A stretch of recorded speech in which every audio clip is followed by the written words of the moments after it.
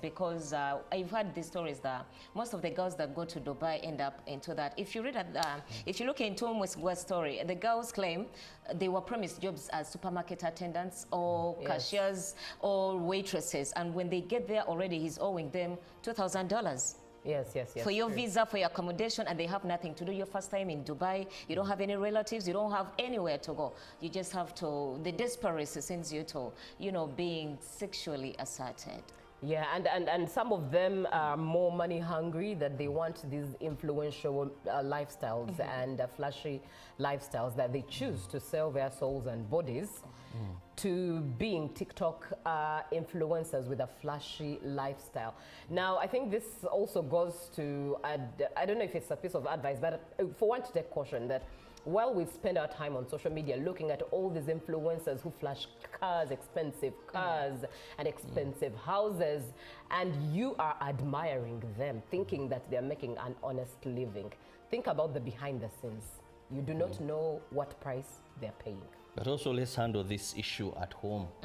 I'm seeing everybody seems to be taken. Right. But these are things happening daily here in Uganda. What are we doing about the girls that are being taken into this life day in and in their motherland? If we have failed to handle home, then how are we assuming we can handle what is miles away from us? Let's begin home. There are girls at university. There are girls, parents are raising their children, but they're going to end up in the hands of these characters. So we should start now. We have, brothels? Brothels, yes. These are increasing every day. Someone gets a house, goes to the village, picks girls, promising them a lot of things, brings them there. You see these massage parlors, the spas. What is happening there is a different story. What's your experience, Robert, with the massage parlors? I fear massage parlors. Get me off air. I fear massage parlors, and I'm very keen to only go to a massage parlor that is strictly Christian. I know one at Acacia Mall. Strictly Christian. Yes, they are very clean. For real, find one. It's at Acacia Mall. Okay. It's very strictly clean. Christian. It's strictly Christian. Okay. But anyways, away from that, as you chew and ponder on that story, let's have a look at what we have on the local scene. Well, we begin with Uganda police that has refuted allegations of kidnap being peddled by opposition politicians. Now, police spokesperson Rusoke Kituma said the ongoing arrest of NUP supporters who participated in the unlawful drills is guided by law, and the manner of arrest remains a police decision. Police have confirmed 10 arrests, while others are pending in connection to the unlawful drills by NUP supporters, but the security denies publishing names of wanted persons. As the political environment becomes more tense, police have denied partisan policing and biased implementation of the law.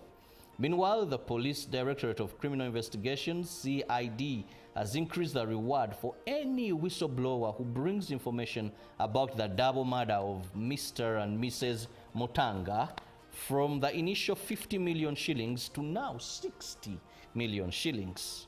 In July 2025, police in Entebbe registered a case of a double murder of Mr. and Mrs. Mutanga. Till date, the prime suspect is not yet identified. Legislators have raised concern over the continued creation of new administrative units, warning that the trend threatens national development. They argued that the move does not improve service delivery but escalates administrative costs, diverting resources that could support infrastructure and other priority sectors. The concern came after a report that Tororo district is set to be split into 3 districts, with it becoming a city itself alongside other proposed demarcations.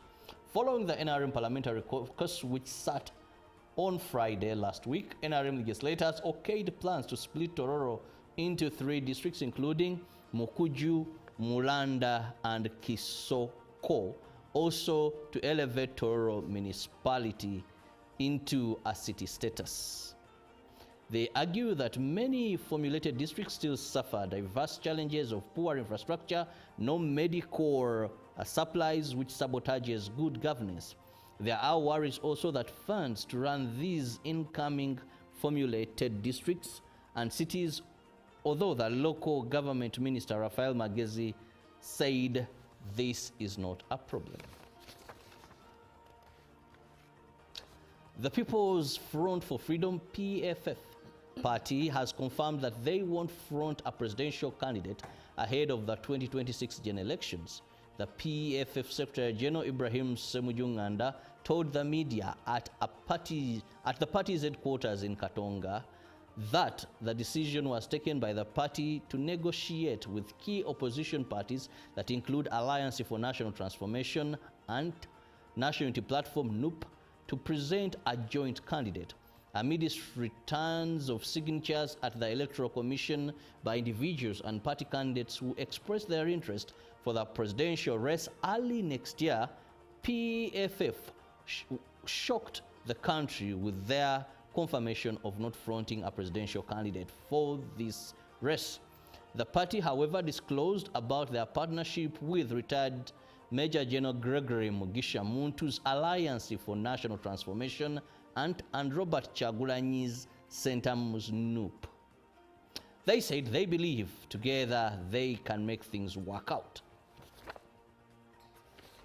Finally, from the local scene, the National Unity Platform NUP has officially kicked off vetting process for aspirants seeking the party flag for members of parliament and women MP seats from Makiso, West Nile and Chigezi region at its headquarters in Makere, Kavule. Aspiring candidates thronged NUP headquarters for screening, with Wachiso woman MP hopeful among the first to face the panel. These include Nakayira Jackie, Juliet Nanteza and incumbent Betty Naruima, who pledged to continue serving the people of Wakiso district. Busiro East aspirants that included Magora Emmanuel Matovu vowed to unseat former member of parliament and current member of parliament Medal Rubega Segona, accusing him of failing to elect and bring together people in Wakiso. Veteran journalist Zambale Brasio Mukasa, contesting for Nansana municipality, pledged unity. Meanwhile, Kayanja Moses arrived on a bicycle, symbolizing solidarity with the poor, promising grassroots representation if given the flag. By closure of the day, voting was ongoing, with more aspirants from Machiso, West Nile and Chigezi in the waiting. That one is becoming a Sagirin. Really? Those shoes have proven to be hard to fit in. I know. His demise. Yes, that's true. You cannot. He was very irreplaceable. I must admit. And Robert, thank you so much for that update on the local scene. Joanne, please take us away with what we have on the global scene. Okay, from the global coverage, we are starting off with the United States of America. And a deal has been reached between the Trump administration and China to keep TikTok operation in the United States. Administration officials announced on Monday, that was yesterday, concluding a years-long effort that began during President Donald Trump's first term. So the U.S. Treasury Secretary Scott Bessent said that a framework agreement has been reached, and Trump will speak with the Chinese leader Xi Jinping on Friday to finalize the deal. The agreement and the conversation is a precursor to a Trump-Xi meeting that both sides have sought for months. U.S. officials said on Monday that after a framework of plan was announced, President Donald Trump played a role in this, and we had a call with him last night. We had specific guidance from him, and we shared it with our Chinese counterparts. Bessent said yesterday while he was in Madrid, we would not have been able to include the deal today. Okay, yes, just to remind you a little, TikTok, there was a proposal that it should be banned by President Donald Trump. That was in 2020, and then when President Biden came into power, he reversed it. But later on, it was banned in January this very year on 19th. And so they are trying to make efforts so that it is reinstated. And just forging forward, when we move to the Qatar side, leaders from across the Arab and Islamic world have met in Qatar, capital of Doha, and these have condemned Israel's cowardly attack on Qatar as well as its genocide in Gaza. And Israel forces intensified attacks on Gaza City as medics reported the deaths of over 57 Palestinians in attacks across the Strip. United States President Donald Trump, speaking at the White House, repeated his assertion that Israel will not be attacking Qatar again. Israel's war on Gaza has killed at least 64,871 people and wounded 164,610 since October 2023, and thousands more are believed to be under the rubble. And a total of 1,139 people were killed in Israel during the October 7th attacks, and about 200 people were taken captive. Coming back to the continent of Africa, in Zambia, an interesting story is happening. As court in Zambia has sentenced 2 men to 2 years in prison for attempting to use witchcraft to kill President Hakainde Hichilema. Now, this Zambian, yes, it's a bit funny, but it's so true. You know, people say witchcraft is real, and yes, Zambia is making us believe this. So the Zambian Leonard Piri and Mozambican Justin Mabulese Kandunde were convicted under the Witchcraft Act after being arrested in December with charms in their possession, including a live chameleon. It is, yes, this is what the prosecutors fronted. And they said, it is my considered view that the convicts were not only the enemy of head of state, but also enemies of all Zambians. The magistrate, Fine Mayambi, said in his ruling. The case has been closely followed in Zambia, as this was the first time anyone was put on trial for attempting to use witchcraft against a president. And the prosecution alleged that Piri and Kandunde were hired by a fugitive former MP to bewitch Hichilema, despite their insistence that they were bona fide traditional healers. The court found them guilty on 2 counts under the Witchcraft Act. Yes, that is... You know, I'm just putting myself in the shoes of the investigating officer. Right. You know, how do you investigate and prove this is witchcraft? Unless they're telling us that in their police, also the likes of Mama Fina in there. Investigators. Yeah, so that when issues happen, you can bring Mama Fina and they will go and investigate. I remember one time in my village, there was this incident where they said they had, you know, Mayembe. There's something they call Mayembe. Yes. I don't know if the whites have it or if it's there in English. Now, I saw drama. Someone conned people of money that this person is coming and getting these things and then taking them. I was like, because they were choosing the other person, and police told us, but you see, for us here in Uganda, no one is trained in these things. Yeah. So therefore, how are you going to confirm that actually these things are existing and they are killing cows on the village and women are losing their whatever? So it became a challenge. But how are they able?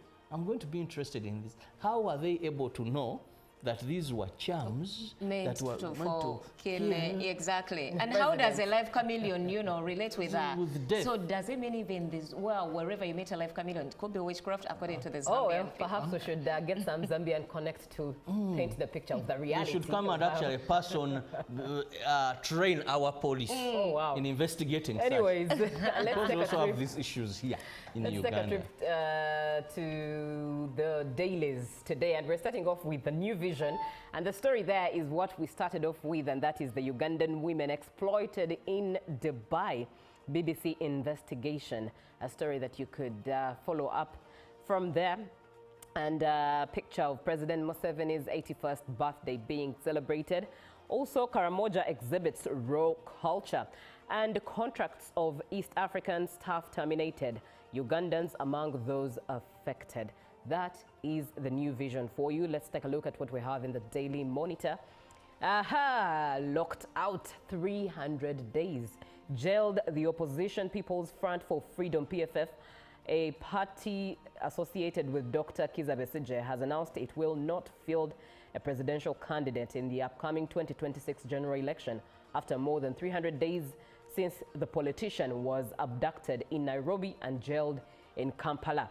Now, the headline there gives you a bit of a summary. And September 9th last year, Besigye and Lutale refused to appear before High Court Judge Emmanuel Baguma, who they accuse of being biased. And November 16th, now September 9th was this year, but November 16th is Dr. Kiza Besigye and his aide Obeid Lutale are abducted in Nairobi, Kenya, and repatriated to Uganda. Still in the Daily Monitor, Dubai sex trafficking ring leaves Uganda government soul searching. And urban teachers leave strike on pay rise to upcountry colleagues. It's a thing of a bandwagon and then you leave one in a pit. Anyways, Uganda ready for investment, officials tell UK Africa Summit. And Mao there saying, we've mutilated the constitution. And the lizard asks, has he told his appointing authority? Selah on that one. Now let's take a look at what we have in the Citizen. And the Citizen, the headline there is why the end of cooked up financial results is in sight. That is a headline. The falsification of financial statements by institutions and business people may soon come to an end following the introduction of a new verification system by the National Board of Accountants and Auditors. Interesting one. Now, idea hatched by young scientists blossoms into thriving eco business. Also, is still in the Citizen, accolades all around as Simbu makes history, and how to ensure consistent financing of startups. Also, ACT up in arms after Mpina barred from elections again. Now, looking at the Daily Nation, that is in Kenya, campaign podium delegations hosted at State House, and the dates there of who was hosted and when. Also, crisis in public universities as dons set to strike, and TSC's new plan to end junior school tough wars in the footsteps of Kwabai Nzaro cult victims. That is a crime story in the Daily Nation, and that brings us to the end of what we have in the dailies. And someone sent in a message asking, at what time do you go through the dailies? Well, we do it every single day, Monday to Friday, between 6:30 and 7. It's the time the show starts, and it's the time you get to start the show with us. For now, let's have a short break as we enjoy some music. Looking forward to a conversation in the real talking about firefighting. Good morning. Live from UBC Studios in Kampala, this is Good Morning Uganda.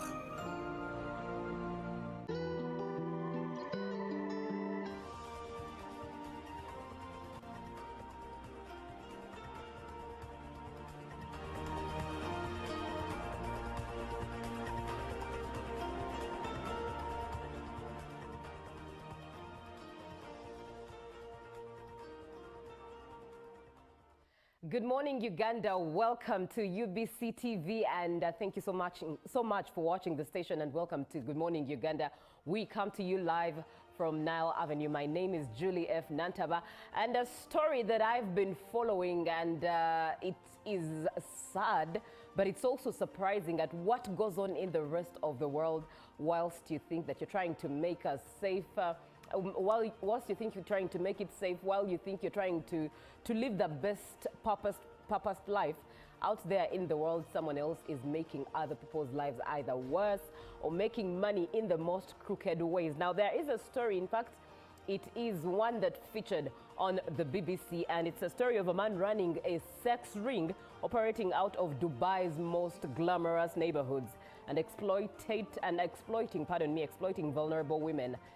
And this man is called Charles Mwesigwa, who says he is a former London bus driver. And he told the undercover reporters of the BBC that he used to work as a bus driver, but now he can provide women for sex parties starting at a price of $1,000. And he adds that many can do pretty much anything and everything clients want them to do. Some of the women that were interviewed with an anonymous identity mentioned that Mr. Mwesigwa has some clients who want to defecate, pardon the language, but it's the story as it is, who want to defecate on them, or who these clients have to defecate on these women to be paid as a sex orgy. I don't know how you can wrap your mind around this, but one of Mr. Mwesigwa's clients is one who elaborated this, and she says she was trapped by Mr. Mwesigwa's network.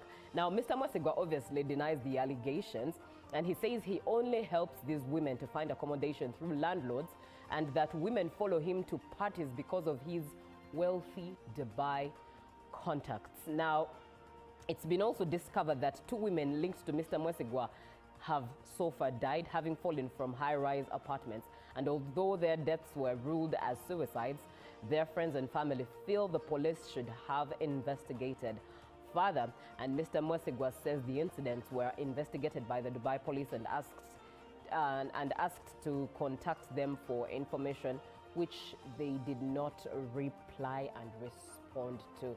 That's a heartbreaking story, and I just want to take a look and take a listen at what my colleagues here on the show have to say as regards to This is Good Morning Uganda. My friend Baka was found to be positive for Mpox at his old age. He needs our prayers. By the way, Timo, did you know that Mpox-related deaths occur among people with underlying conditions like HIV/AIDS, diabetes, malnutrition, and other old age-related illnesses? Of late, I've not been following Mpox issues. I thought it wasn't that serious. So, are you saying that as long as one has any underlying condition and feels unwell, just run to the hospital? Yes! You do not have to wait. If you have any of the signs and symptoms like a body rash, a fever, headache, and body weakness, visit your nearest health facility immediately. We do not have to take any chances, my brother. We need to immediately inform our peers in the club to be careful. You see, with Mpox, the magic is in getting treatment early. Those who have suffered severe disease, they wasted a lot of time either treating themselves or ignoring the disease. Save your life. Seek treatment early. Only from professional health workers whenever you feel unwell. For more information About Mpox, call a Ministry of Health toll-free line on 0800 1066 or send a free SMS to YouReport on 8500. This message is brought to you by the Ministry of Health Uganda with support from UNICEF, WHO, and its partners. Exercise can't be sustained. Eating can't be stopped. It's even harder to lose weight. Come and give it a try. Genshikang L-carnitine chromium capsules, plant extract, scientific ratio, take 3 capsules each time. The active ingredient accelerates fat burning,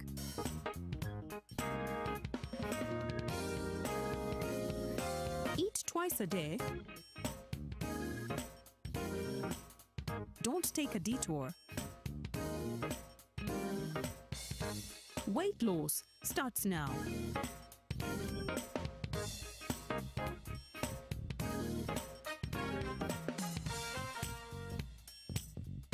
Genshikang L-carnitine with chromium capsules helps you stay in shape. Please follow medical advice when taking this product. For more information, visit our website www.hgo.com or call 0800 335555. The Uganda Cooperative Alliance invites cooperators and the general public to the National Cooperative Conference 2025 on Thursday, 18th September at Kololo National Celebration Grounds to celebrate our achievements to date. The conference will be graced by His Excellency Yoweri Kaguta Museveni, President of the Republic of Uganda, as chief guest. The highlight will be the launch of the National Cooperative Savings and Credit Society Limited, a precursor to the National Cooperative Bank. Come one, come all. Juko. Yo. Check the shopping, man. What's your secret? Haven't you heard of the parish development model PDM? Yes, I did, but I thought it was just a talk. No, Sebatia. It is real. I and a few friends together formed a circle, accessed money from the PDM, invested in a poultry project, and now things are moving. Juko. I thought I was one of your friends. You are. But you left me behind. I didn't leave you in poverty. What you do, just visit your LC2 chairperson and your parish chief and start the process of economic transformation. Just like that. The parish development model is an initiative from the government of Uganda through the Ministry of Local Government designed to transform all lives of Ugandans for the better. PDM, my parish, my development, my life. Live from UBC Studios in Kampala, this is Good Morning Uganda.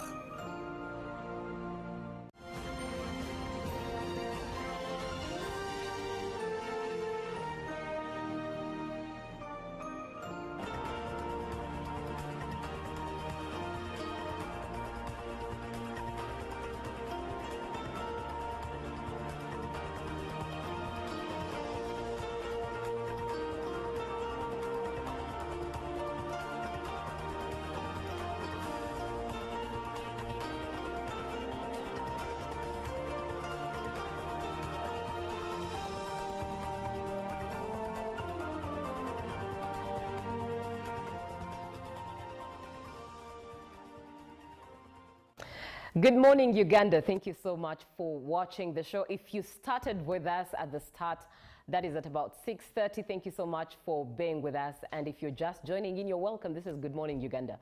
My name is Julie F. Nantaba. And at this particular moment, we are having a conversation on firefighting, but in a rather unusual way, if you ask me. We're so used to, there are incidents or ways or lifestyles when it comes to firefighting that we are used to, but the conversation we are having is one that is rather different and holds a different perspective. To be on the show, 0709-602-592. Now, we have seen many fires take shape in the recent months in Uganda. And one of the things that questions that have stayed on people's lips is how best we can adapt to fighting these fires so that they reduce more and more as the reports come in from the police. And your report now to do that and have that conversation with us is Samuel Nikoma. He is the director, East Africa Fire Training Institute, and founder Fire Safety Hub Africa. Good morning, Samuel. Good morning. Good morning. How are you?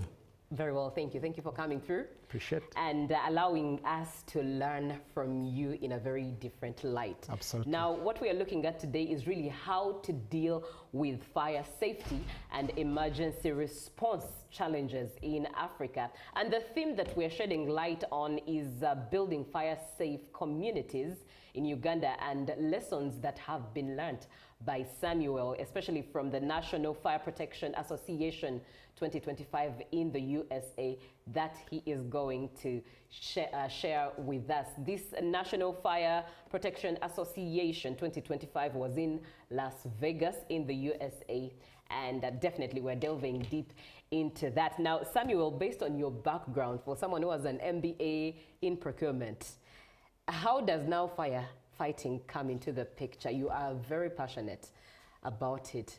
How does this journey start? Well, thank you very much, our viewers.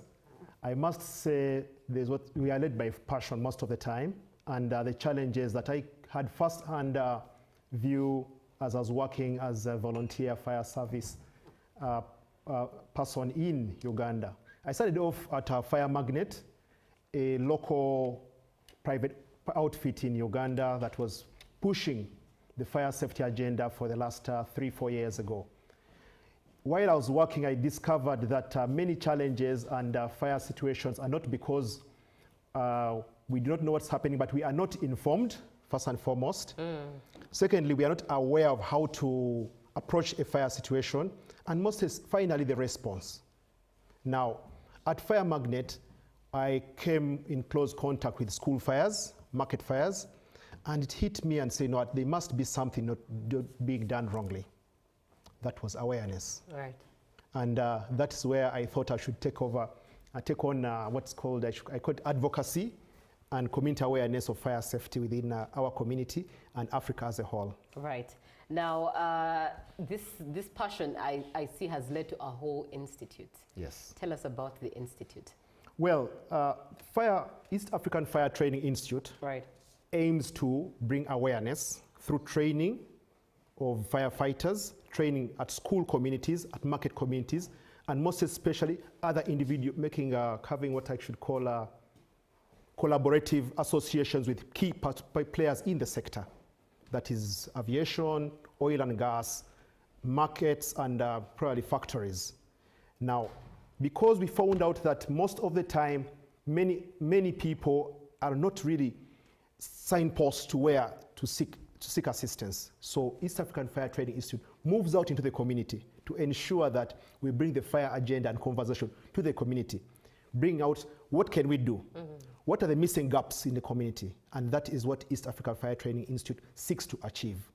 What has been the response when you go out to the community? Are people even aware? You know, yes, we are aware fires are going on, but what's the response usually? Yes, they are surprised that they could actually manage these fires locally, but they do not know how to approach, whom to approach to guide them in detail how fire emergency can be handled. And so the conversation is on and very exciting. Many schools have come to us to train them. Many organizations have come to us to train them.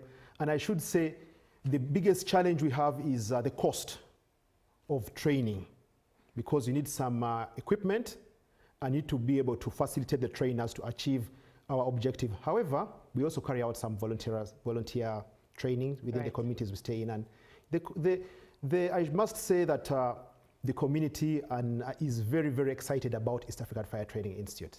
Interesting. Yes, now, you were a part of the National Protection Association in the USA, National Fire Protection Association in the USA. Yes. First, take us through that experience. Well, the NFPA, which is the National Fire Protection Association in the US, is a 100-year-old association.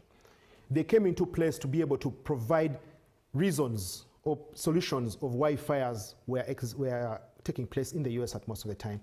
It started out with the factory fires, that through electric shortages, through overpowered engines down there, and this would spill over into big disaster fires down there. So over a period of time, NFPA has been the melting point of anything fire in the US and globally.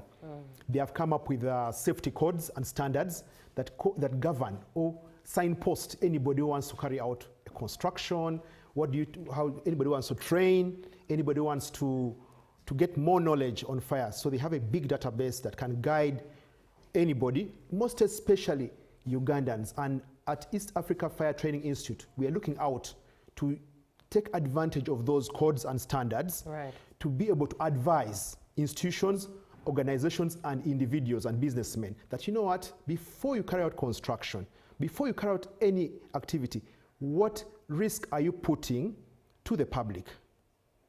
And one thing from the NFP I got was, we are a population that is increasing rapidly. The last time I checked, when I was a young man, about 2000, the melting point was to be in Entebbe. Today, everybody wants to stay in Nigeria. But the people in Nigeria, or in Tinda, Nigeria, how is their community ready to fight any fire incident? What type of installations investment are they putting for their properties? Because remember, take an example, 2 or 3 weeks ago we had the fire in Ntinda. Cars were lost, but for think out loud, you realize that one, we lack fire hydrant systems. Maybe that's collaboration of national water probably, or anybody in charge of water within a near facility like that. So maybe it could have been used to turn down the fire. That's one. Number two, within that facility, did we have anybody who understands fire and its risks? So that's number three. The owners of the building, have they put in place sufficient fire suppression systems for that installation, but guess what? He's smiling to the bank and taking out rent. That means we're asking ourselves, who is in control in this place? So NFPA provides a platform. Anybody can access that on the website of NFPA. Of course, if you don't have any chance, you can contact some of us. We can signpost you on a detailed way to approach fire safety within your facility. It saves money, but most especially it saves lives. Right. Yes. Now, this conference that you attended, and I know for sure you were a panelist Yes. at that particular convention. What do you think it means or it meant for Uganda to be represented at that level? And whatever came out of that convention, will it surely be implemented, do you think, in Uganda? Are the systems favorable for now in Uganda for such a beautiful initiative like what the NFPA carries to be actually implemented from grassroots in the firefighting system? Yeah, well, first and foremost, it was a huge opportunity and privilege to be a panelist at that conference. That's number one. Number two, you won't realize that if not, I might have been the only African out of Sub-Sahara that attended that conference. So the issues of fire are highly rated in the West. You will imagine that we had Middle East, Asia, Europe, and North America and South America. But the conversation was not there for Uganda or for Africa. Now, having been a panelist, I was brought to mirror the challenges that actually this fast-growing economy of East Africa is facing. And everybody is doing things the way they feel they can do. So my interaction at NFPA looked at if we can pick a leaf through training, educational material, through legal support, and through collaborations, government-private partnership collaborations, to be able to interact with people who are better than us. People who have done this fire safety and emergency response business for a long time. People who have fine-tuned that issue.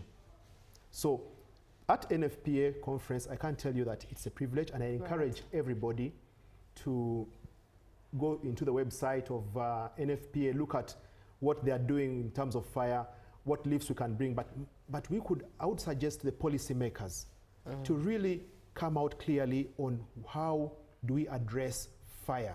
Do we have a systematic program that will address fire holistically?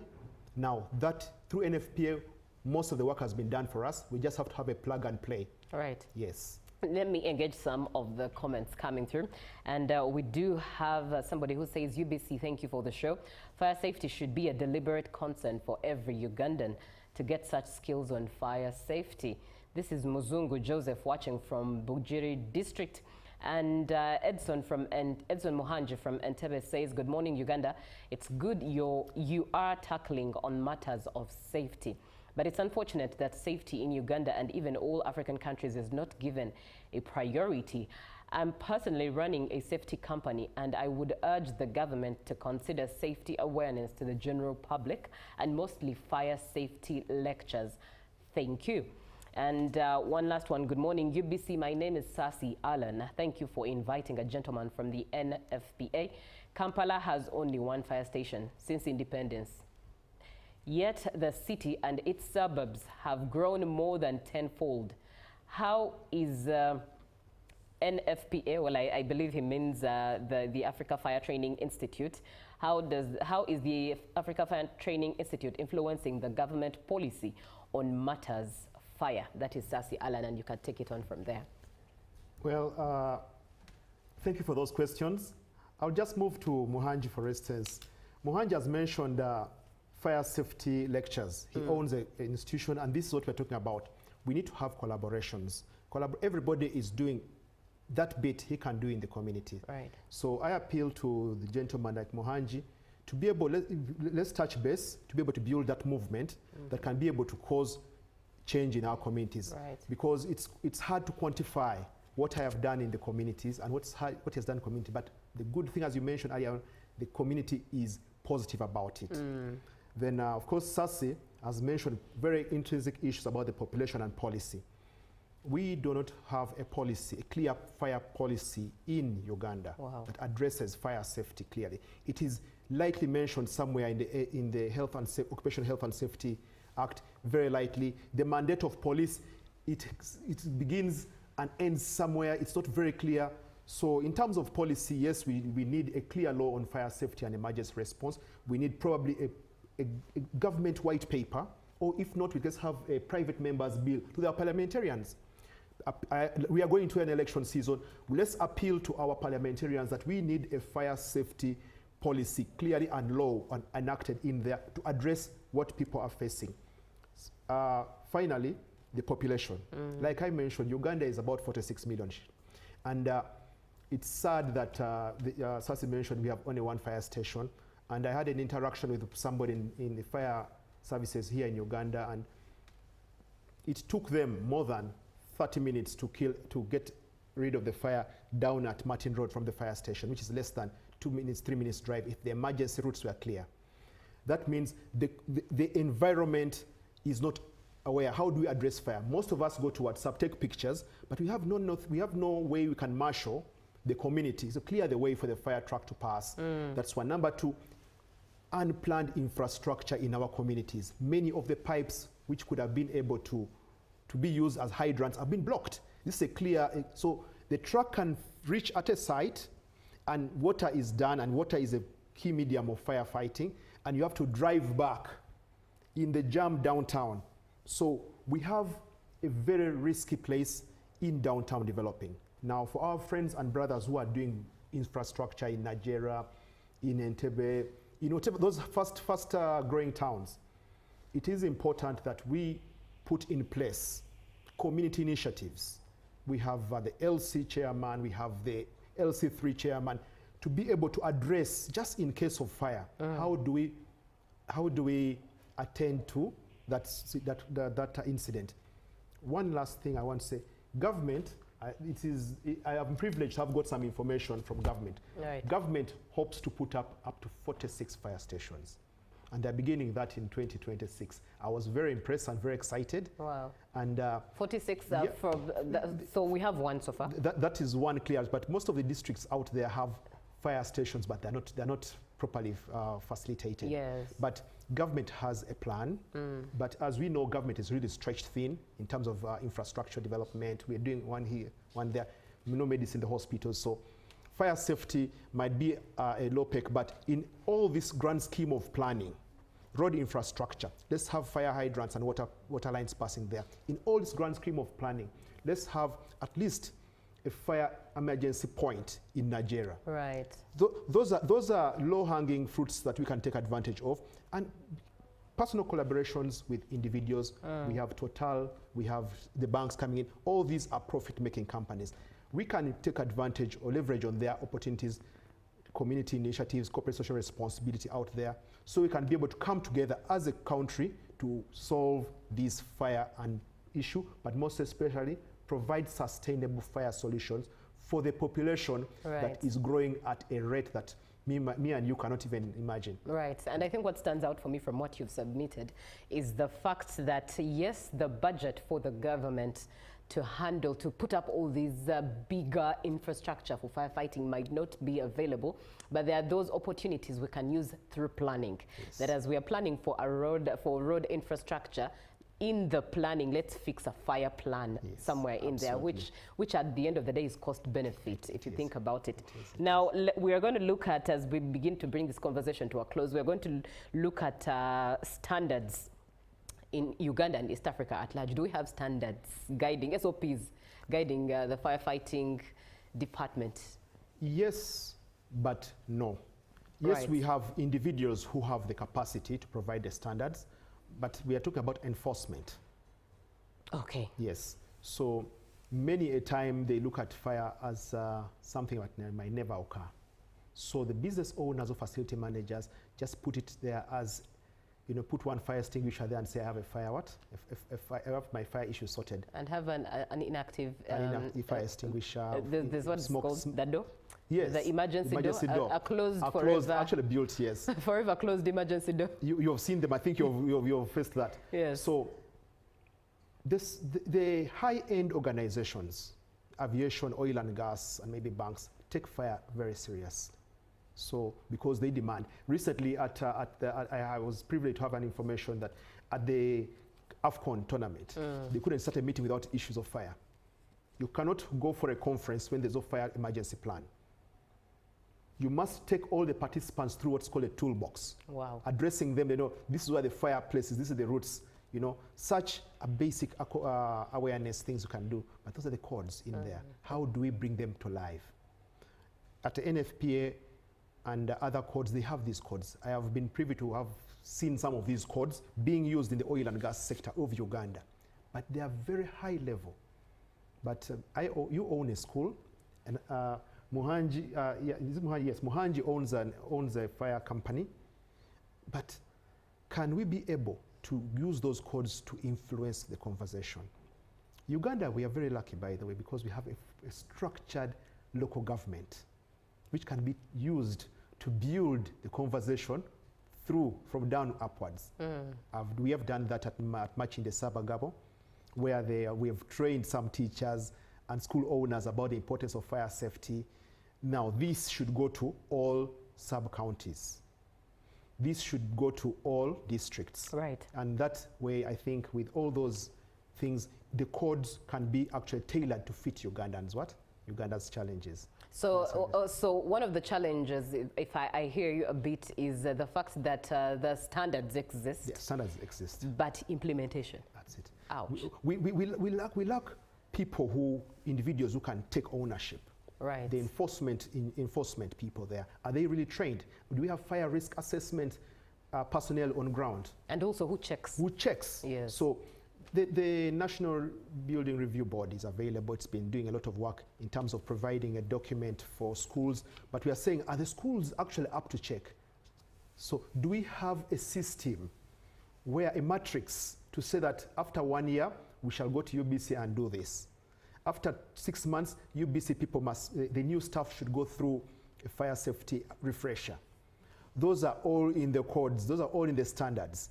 So a fire safety matrix for each organization must be done. Right. And government or individuals who have the responsibility can pick on this just to check, okay, fine, UBC, let's take a dry run and see if you're ready for a fire safety drill.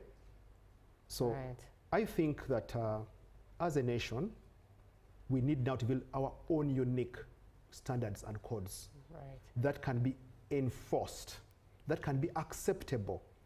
And for us at East African Fire Training Institute and the Fire Safety Hub, we're looking out to increase the conversation in our communities. Right, that's very non-stop, because the platform you've given me is very good, and many other organizations can give us the same platform to address. We can make it our duty to keep our viewers and followers engaged. All right. Yes. Let me engage comments that are coming in indeed as we begin to bring this to a close. I rarely see, okay, I'm Muslim from Manafwa. Thank you for the show. We are live here. Though I wonder always fire in Kampala, here we are safe. Very interesting observation. Anyways, you say that I rarely see fire outbreaks in Manafwa region. Why is it always in Kampala? Why? Well, I think for starters, we could start with the population. Yes. It's really dense in Kampala. It's dense. Manafwa has its own challenges, but the population is dense. Everybody moves to the city. Yes. I mean, you finish university, you don't want to go back to the village. So we all want to stop in town, and government has made a deliberate effort to create more cities. But as we are creating those cities, do we have that fire plan in place? Yes. Those are the two. For me, I think that's been a highlight from your conversation, that as we put up all these things, fix that plan, it saves our whole cost. Let's have a blueprint. Yes, true. Good morning, UBC. This is James watching live from Matuga, Hands of Care shop. For me, I think one of the best ways to deal with fire safety is that we as citizens should be careful with the way we handle electronic equipment in our homes and facilities. cooking from the right place, being cautious of gas cookers and iron boxes after use. Those who can afford should have fire extinguishers at home for the best safety. And for the government, sensitization of the citizens on fire outbreaks should be improved and focused on. Also, quick response should be put in place in case of emergency fire outbreaks. And finally, good morning, Uganda. I'm Brian Wenga watching from Rukunjiri. Most of us don't even know how to use fire machines. We need more teaching on that. Speaking to these and as your parting shots. James from Matuga's of Hands of Care has been very elaborate enough. And the electronic equipments. Yes, we would fight fire, but sometimes we use the wrong equipment and the fire actually takes you out. So that's the training and awareness that we need to improve. The gas is an issue that is government of Uganda is trying to promote, considering our position as an oil and gas country. Right. So we are saying, much as we're using gas, I can tell you for the truth, the only way to know that gas is leaking is by smelling. Yes. Yes. At East African Fire Training Institute, we're trying to come up with what they call gas leak detectors. Nice. Yes, we're still working on how we can make it affordable to the public. Right. But it's something that we are trying to address as well. The fire emergency and sanitation issue, yes, fire emergency is the infrastructure. What is the response time? So that is very key. That is what we can place in that. Do we have the suppression systems near where the fire is going to take place? Then sanitation issue is very critical. Education. We need to continue educating. Most of this education can take place from the grassroots, from the children growing up. Have a curriculum in place, a small basic curriculum. I was so impressed by government when I was a young man growing up and had the ABC campaign. It was HIV. It was so critical because we had to save lives. The response and success rates were really up there. So we are saying that why can we make fire a critical curriculum in our schools, so that a child growing up can be able to know that fire is handled in this manner. Right. At East African Fire Training Institute, we carry out some very interesting engagements for children coming down to understand what firefighters do. And it's quite exciting, but it's just knowledge passed for the future. Then quick response, yes, that is still infrastructure. But for Brian, I just conclude with Brian and say, you know what, we can talk, but we need to act now as a community, as a country, as policymakers. My appeal is to the policymakers, the government, the corporate organizations, individuals and technical personnel who find it important for fire to be a component of our sustainable development as a nation. We need to give it the due address. We need to address it, put a due place in terms of infrastructure. The SDG goals has been very clear in terms of safe cities. I think there's 9, 11, and a few numbers in there that try to say that education must be in a safe environment. Fire is part of that. Cities must be smart. Fire is part of that. So in all these global approaches that we have built in place, do we have a blueprint that brings all other parts, including fire as a component in our infrastructure development? Now, us as East African Fire Training Institute, personally as a fire safety advocate out there, I continue doing my role to provide advocacy and awareness. Along the way, at least out of 20 seeds that we try to plant, we expect 1 or 2 to sprout, and that way we can be able to know that our journey as fire safety advocates has been successful. I will do my part, and UBC is doing its part, but what are you doing as a policy leader, as the government, as the MP of the community in terms of addressing this pertinent issue? Right. Yes. Thank you very much. That is Samuel Nikoma. He is the director, East Africa Fire Training Institute, and founder, Fire Safety Hub. We've been looking at how to deal with fire safety and emergency response in Africa. And thank you so much for being on the show. I've learned a lot, and the perspective has been changed. I believed in this conversation to have a different light, and indeed it has shown that light. I believe you two have been impacted in light with your perspective and broader perspective at that. Good Morning Uganda does continue. Up next is JMU Tourism Express. Good morning.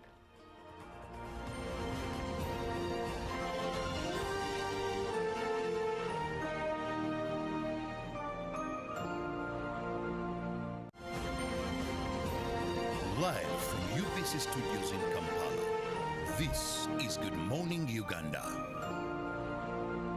Exercise can't be sustained. Eating can't be stopped. It's even harder to lose weight. Come and give it a try. Genshikang L-carnitine chromium capsules. Plant extract, scientific ratio. Take 3 capsules each time. The active ingredient accelerates fat burning,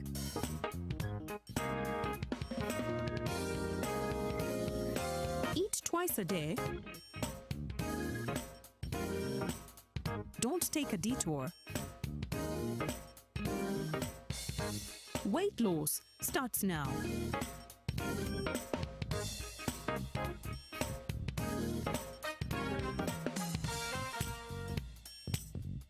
Genshikang L-carnitine with chromium capsules helps you stay in shape. Please follow medical advice when taking this product. For more information, visit our website www.hgo.com or call 0800 335555. My friend Baka was found to be positive for Mpox at his old age.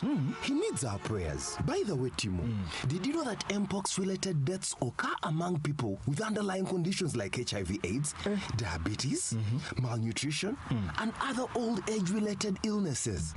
Of late, I've not been following Mpox issues. I thought it wasn't that serious. So, are you saying that as long as one has any underlying condition and feels unwell, just run to the hospital? Yes! You do not have to wait. If you have any of the signs and symptoms like a body rash, a fever, headache, and body weakness, visit your nearest health facility immediately. We do not have to take any chances, my brother. We need to immediately inform our peers in the club to be careful. You see, with Mpox, the magic is in getting treatment early.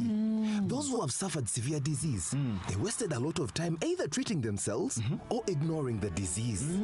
Save your life. Seek treatment early. Only from professional health workers whenever you feel unwell. For more information About Mpox, call a Ministry of Health toll-free line on 0800 1066 or send a free SMS to YouReport on 8500. This message is brought to you by the Ministry of Health Uganda with support from UNICEF, WHO, and its partners.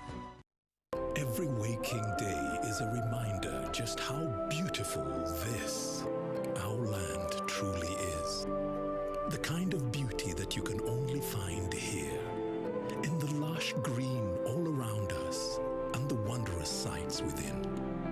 It's in the distinct aroma of our cooking, to the taste of food that takes you on a journey, in the sound of homecoming and the sound of Mother Earth, in the magnificence we find on our travels and the exciting moments we experience. Ours is the kind of beauty that comes in all things big and small. All we have to do is awaken our senses and truly enjoy what's uniquely ours. Explore Uganda, the pearl of Africa. live from UBC Studios in Kampala, this is Good Morning Uganda.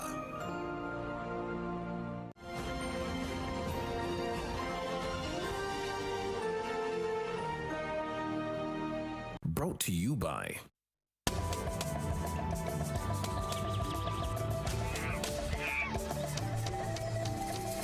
Uniquely Ours. Explore Uganda. Yes, good morning once again, Maranga Zuk Ik, Mata Dadang Ikarimajong. We are in Karamoja, and today behind us is the Karatunga setting, and with us is the Ik community. I suppose so many of you have heard about the Ik community, but now it's time to get to know about who the Ik are. Yes, with me is Mr. Peter, who is going to tell us what the setting behind us means. I believe everything has a meaning, the heart, how we are seated, the culture outfit, and who the Ik are. Yes, he's going to be introducing himself again and tell us about the community. Yes, thank you so much, Sakea. Good morning, Uganda again. This is the Ik setting up. So the Ik are known to be the small minority tribe residing within Uganda on the extreme northern side of the country, in the district called the Kabong. This small community of about 10,000 people, according to 2014 census population counting. So they reside in the landscapes, Rift Valley escarpment of Timu, Moriwole, and Kamion. Who are they? They speak their own language, fruit hunter-gatherers. They depend on herbal medicines, traditional foods. On the crops, you can find the maize, as you see, they stand up there. The foods, so I said the maize, traditional abo greens, and fruits. And fruits. Honey, if you want one of the best honey in the country, please spend your time in and the come and meet the Ik community. Traditional dances, so the dances are not like the ones of the Karmojong. You've been there. Yes. So this time around, you jump and then the man, the lady slides you over. So if you fall down, meaning you are weak. If you look at the dressing as well, like the lady there, so the beads are a bit an assimilation of the Turkana Karmojong. However, this is because of the modern Tasha beads. So the traditional one could just be a smaller height covering the private body like a woman, men walking naked or covering themselves in leaves sometimes. At the moment, we designed this booth to showcase the world, to showcase the country, to showcase the destination that the Ik people are here. You need to learn about them. You need to know about them. If you left for Kampala, 570 kilometers away, on the extreme northern side, against the park, between Uganda, Sudan, and Kenya is where the Ik are. Example, if you want to greet in the morning, you say marang. And then if you want to reply, you say marangasu. So it is opposite to the Karmojongs that you've known, like Mata and all that. Yes. So please, we encourage everybody, all the travel influencers, destination marketeers, please. Come, share your memories, come learn about the Ik people, you see the house, come interact, please. Let's learn about them, and this is one way we can promote the indigenous communities. Yes. What is the one outstanding thing that is in the Ik community that you will not find in the other cultures in Karamoja? One is the traditional settings of the huts. You look at this hut here. Yes. So the grazing starts all the way from the ground. And the hut is not all that round. It extends again behind. Okay. May not only be the one other thing is the language. You can't find it anywhere. The location where they are, I think is one of the most people that are the first to see the sun, if I may say. And I don't want to cheat exams for you, you have to be in there. Okay.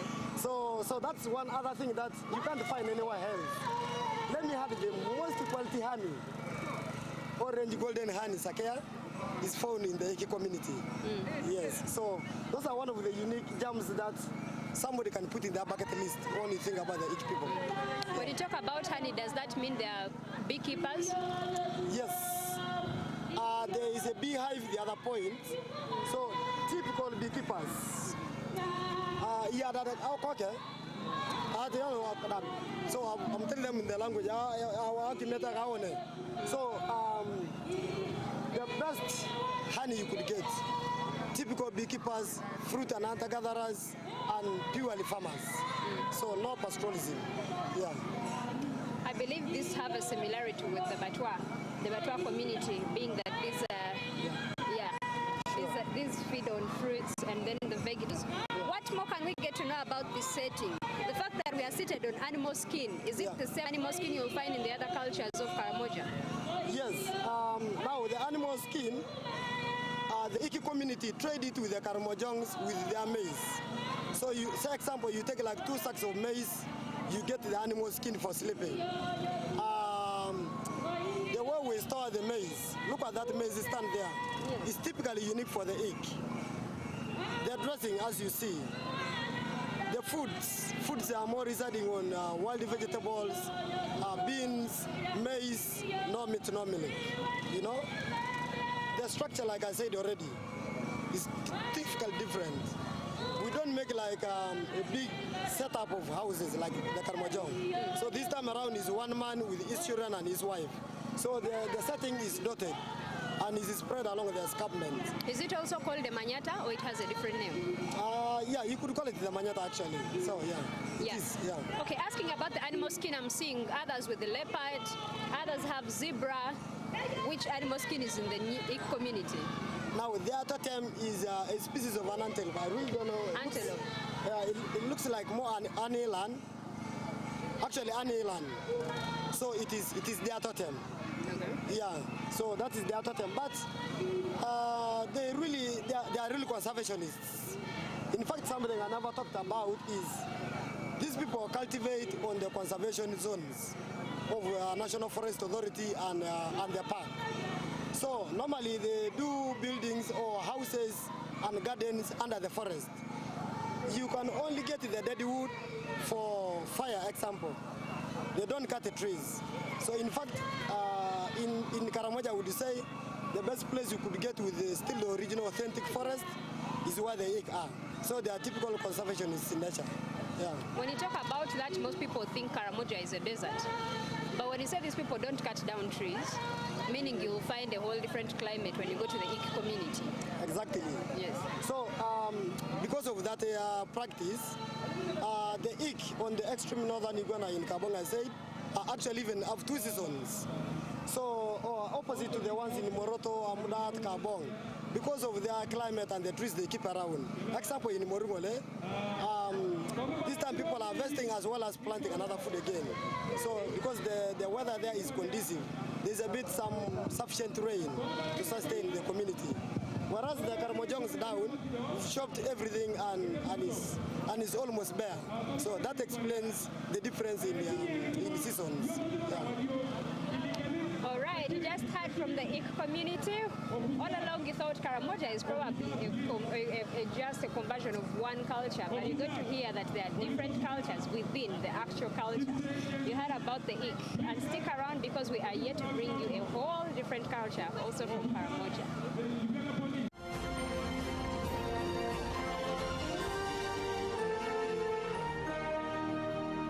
Brought to you by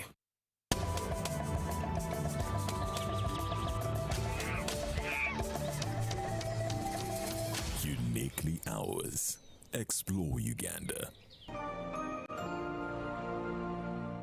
Live from UBC Studios in Kampala, this is Good Morning Uganda.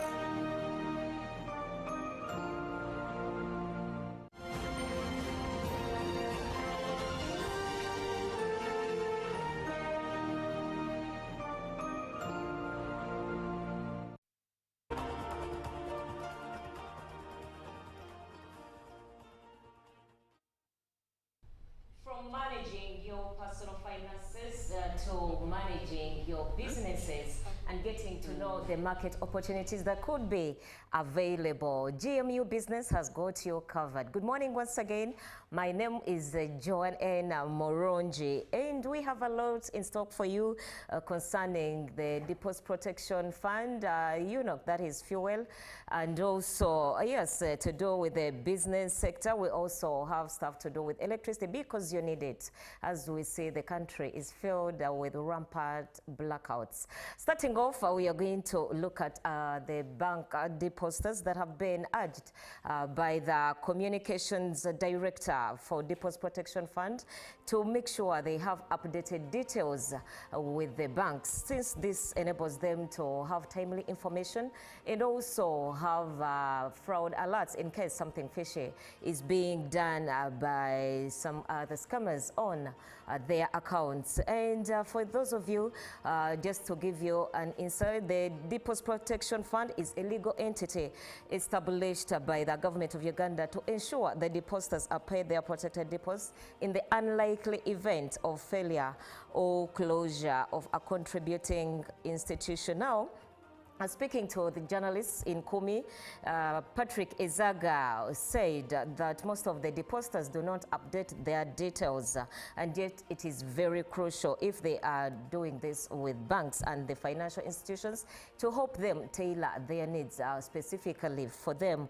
And he said that most depositors do not have their IDs or living addresses, phone numbers, and next of kin updated, and this makes it difficult to trace the depositors. That is the Director of Communications, Deposit Protection Fund of Uganda, Patrick Ezaga. Advancing on, the Uganda National Oil Company has delivered and stored bulk petroleum products to the Ugandan market since assuming its role as the sole importer of fuel through the Mombasa port. Now, it is over a year since the Uganda National Oil Company took on the sole mandate of importing all petroleum products for the country via the Mombasa port. And the stakeholders in the importation chain, including the Kenya Pipeline Company and international supplier Vito, report positive progress so far. And under the government-to-government arrangement, UNOC is responsible for importing Uganda's petroleum needs using Kenya's pipeline infrastructure, marine vessels, and fuel trucks so that they transport the products to Uganda's oil marketing companies. Current estimates show that Uganda consumes over 240 million liters of petroleum products each month, and recent figures from KPC indicate this number is increasing, and the growing demand across the northern corridor has prompted capacity upgrades and improved efficiency within the supply chain. However, something we cannot look aside at are the challenges that still remain, and a major bottleneck persists in the transportation of products like petrol, diesel, and Jet A1 from the central reservoirs to Uganda, mainly at the congested Malaba one-stop border posts. And truck drivers have also raised their concerns frequently. These include the long queues, which affect their turnaround times and delay deliveries. And despite these hurdles, the shift to direct importation is expected to yield long-term benefits for Uganda, stabilizing pump prices and protecting the market from fuel supply shocks. UNOC's exclusive import mandate makes a strategic shift in the country's fuel management, with noticeable improvements in supply reliability and national security. Just to give you an insight about the direct importation of fuel in Uganda, recently there was a policy change under the Petroleum Supply Amendment Act of 2023 that granted the government of Uganda, the government-owned Uganda National Oil Company, which is UNOC, sole rights to directly import all petroleum products for the local market, eliminating private oil marketing companies as direct importers and replacing them with UNOC. And this was done so as we can have economic stability to reduce the dollar demand and support the Ugandan shilling, and also energy independence to fortify Uganda's ability to manage its own fuel supply, and also reduce costs by cutting out intermediaries and streamlining the process, which the government hopes to achieve competitive pricing at the pump. Forging forward, a lot of you have experienced power blackouts in most parts of the country, especially when it rains. And this is not undeniable truth that it affects most of the businesses. And here the Uganda Electricity Distribution Company Limited has come out to account for the rampant power blackouts in most parts of the country. And the distribution company highlights that vandalism and the illegal connections are the main drivers of electricity unreliability. And the Uganda Electricity Distribution Company Limited has attributed the constant power blackouts on the increased demand for electricity, which do not match with their daily responses, and the ongoing network upgrading and replacement of overhome transformers leads to planned power shutdowns in different parts of the country, affecting People's Business says UEDCL commits on the ongoing infrastructure revamp as it adjusts to achieve reliability of power. And now the utility company continues to invite the public to utilize the available utility window to legalize their power connection with the intention of minimizing electrocution and the rate of power unreliability. In Kawempe Division, the Senior Presidential Advisor on Government Programs, Mr. Yiga Sachamukama, met with mechanics and also garage owners in Kawempe Division discussing ways of improving their livelihood. They exchanged views on what their needs and how the president can help them increase their income. And earlier on, the president had visited various parts of the country to learn about the progress of the government's PDM programs, how they have benefited, the challenges faced, and the gaps in the programs. The Special Senior Presidential Assistant on Government Programs in charge of monitoring, Yugate Sisachamkama, met with the border and motorcycle mechanics and advised them to form circles through which President Museveni can help them. He was accompanied by the political wing and security personnel who pledged their total support. Moving on to the forex rates, as of 15th September, the US dollar was buying at 3,503.14 and selling at 3,513.14. And by midday, it was buying at 3,500.09 and selling at 3,510.09. And the US dollar closed in at 3,499.73 and 3,509.73 still, while it was selling. The Great Britain pound, was buying at 4,747.38 and also was selling at 4,760.94, while the euro was buying at 4,104.83 and selling at 4,116.56. Our neighbors, the Kenyan shilling was buying at 27.08 and selling at 27.16, while the Tanzanian shilling was buying at 1.42 and selling at 1.42. Then the South African rand, it was buying at 201.53 and selling at 202.11. That is it from GMU Business. Coming up is the agenda. My name is Joan Moronji. Good morning.